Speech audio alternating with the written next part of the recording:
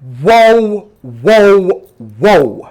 Do you want more motivation, more energy, more focus, more productiveness, more control, more self-discipline, more confidence? And do we want it all right now, like yesterday, like we want it now? We don't want to take the time to build our habits. We don't want to take the time to learn stuff. We just want it now, action-packed. We want the shortcut. Well, I'm going to give it to you.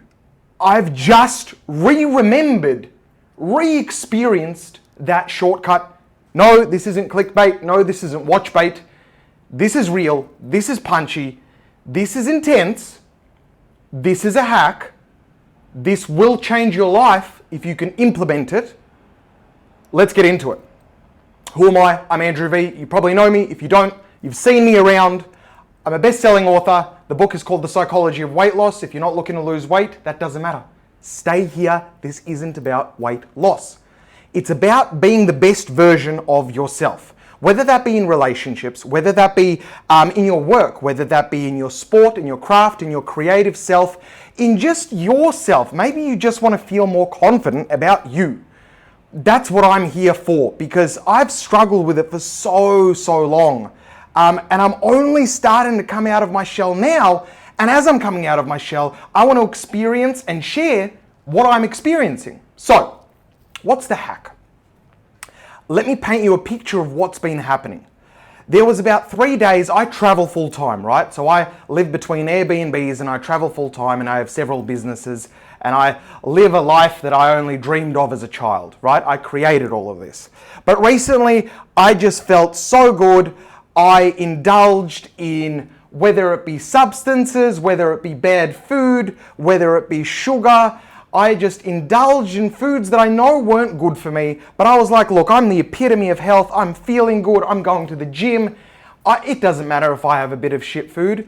Lo and behold, a couple of days later, my motivation was down. I was feeling sorry for myself. Even the world didn't look brighter anymore. And I knew instinctually it's down to food. I knew it's down to food. I knew the reality of it was I was feeding my body with garbage. And what happens is the first couple of days you feed your body with garbage and you're still running on fuel from a couple of days ago where you were eating good. But then a couple of days passes and then all the fuel that's running through you is garbage. You're inflamed. I was holding on to water. You can even see still by my face, it's a little bit puffy. The reality of it was that was where I was. And I was like, all right, I'm going to clean up my diet. It's going to take, a week for me to start feeling good, and I'm going to feel better. And I somewhere got lost and remembered, you know what? I haven't done a fast in a long time. A fast is where you abstain from something, right? So you abstain from, whether it be fasting from watching television, fasting from food, fasting from drinking water. You stop. You just stop. Now the problem with just stopping something so intensely and fasting is it's very difficult to do. There's a lot of pain involved, psychological pain involved to actually fast or stop something completely, entirely. And a lot of people, myself included, don't want to deal with that pain. So instead, we make small, habitual changes psychologically that turn out to be easy, and they're like steps forward. And then eventually we kind of get to where we want to be with the habits. And that may take a couple of weeks, that may take a week, depending on how much you're willing to be in the pain until it becomes habitual. However, what I thought was, hang on, let's do a fast, because I really don't have time to do this for a week. So let's, for one day, increase the pain. As in, we are not going to eat anything at all. We're going to drink heaps of water. We're not even going to have coffee. We're just going to stop everything. Andrew stops indulging, stops watching YouTube, stops watching stuff that gives pleasure, stops all the pleasurable stuff. And you know what happened? It sucked. The day sucked. Sucked psychologically. I was there, I was depressed, I wanted sugar, I was still craving the sugar. I was like, oh, I'm doing this. I'm not even going to feel better tomorrow. Mentally, I felt really upset yesterday. Genuinely depressed, upset. About 4 p.m. kicked in. 4 p.m. kicked in. Now, after a fast of about 16 to 20 hours, some ketones get released into your body. You don't need to know the scientific stuff. Basically, what happens is after 16 to 20 hours of not eating, your body's like, shit, we've run out of fuel. We need to start producing fuel out of fat, out of other stuff. And it produces what's called ketones. Ketones gives you a different energy. That energy gives you a bit of mental clarity.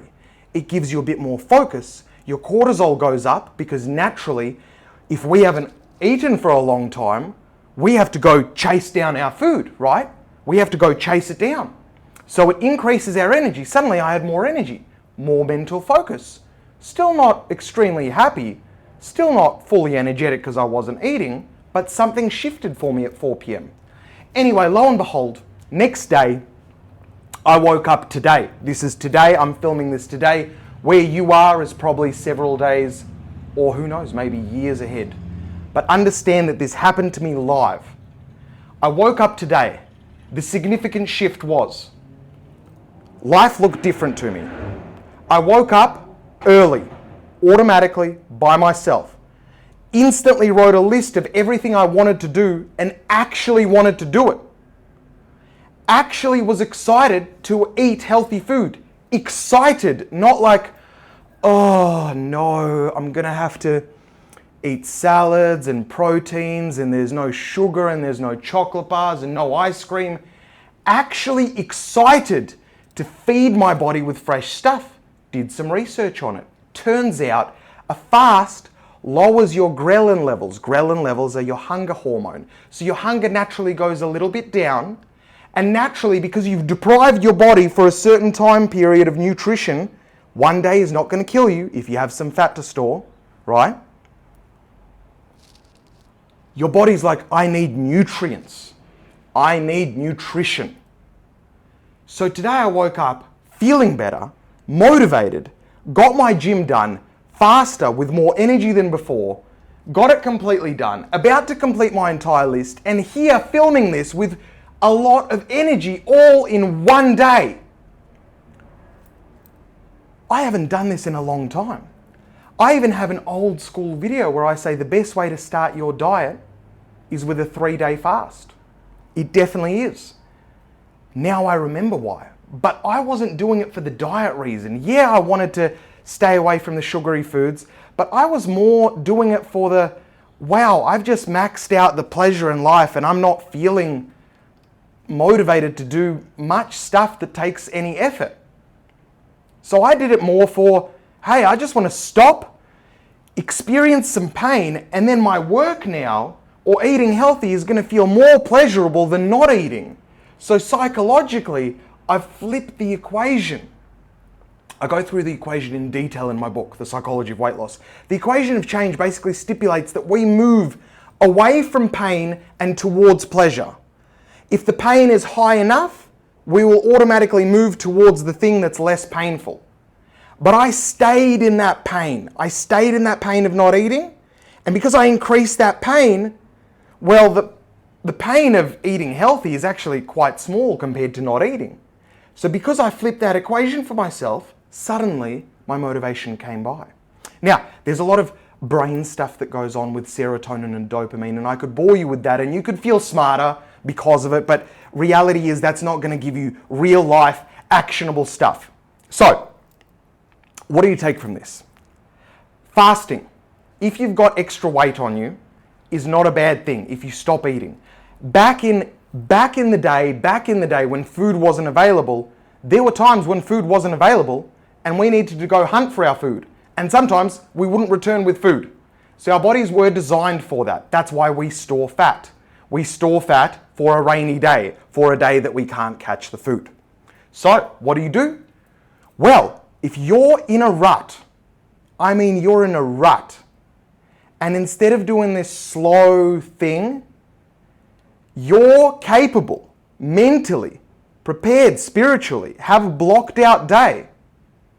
You stop eating at 8, 9 p.m. the day before. That night, you'll fall asleep easy. You're going to wake up, and the first thing you're going to think about is food, because it's the only thing you can't have. And our body and our brain just thinks about the stuff that we can't have. All day, just drink water. Drink water and make sure that you have something planned for the day. Whether it be reading, whether it be walking, plan. Because I sat on the couch and I just thought about food for a couple of hours there. Not good, right? I know better, but I did it anyway. Have something planned, do something productive for the day. Let other people know that you're not available beforehand. And all you've got to do is get through that day, fall asleep. You can have caffeinated beverages, you can have tea with caffeine in it. However, the caffeine, you'll find yourself more sensitive because your cortisol's already going to be up. But again, don't worry about the scientific nonsense. The idea is don't over caffeinate on that day, because your energy levels are already going to rise throughout the day. Your stress hormone is going to rise. Then the next day, that will mean from 8 p.m. all the way through the day to 8 p.m. is 24 hours and 36 hours is 8 a.m. the next day. And that's when you break your fast with some food. By then, I say start healthy.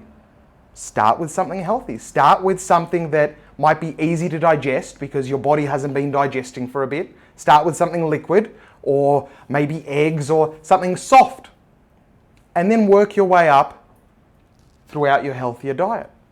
What you'll find is yeah, cool, your diet's going to improve. And yeah, that's going to be an instant hack to just break that pattern.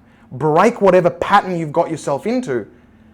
But also during that time, you're going to think about stuff, and you're going to remember, outside of food, outside of these patterns, outside of these pleasurable stuff, what do I actually want to do? What am I about? And you will, I promise you, the next day, come in with a fresh set of eyes on your own life.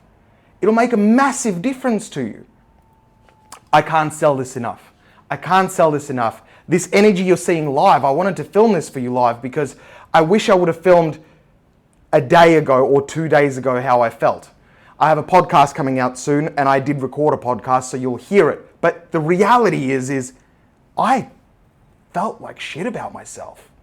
Like really just shit. Not confident, feeling crap, and just really feeling like the mountain of whatever I wanted to go for before was just so high.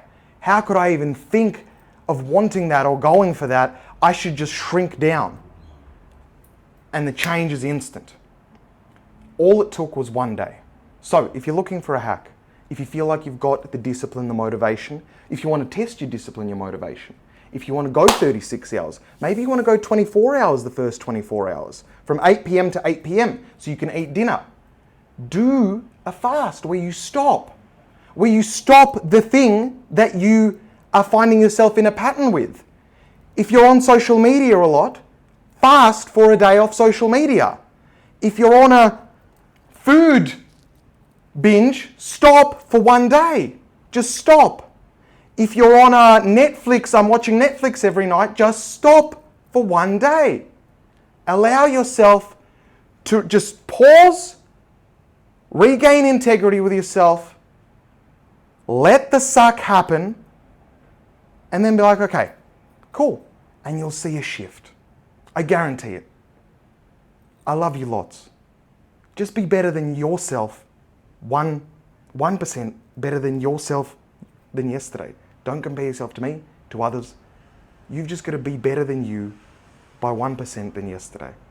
That's a 352% increase for the year. That's life-changing.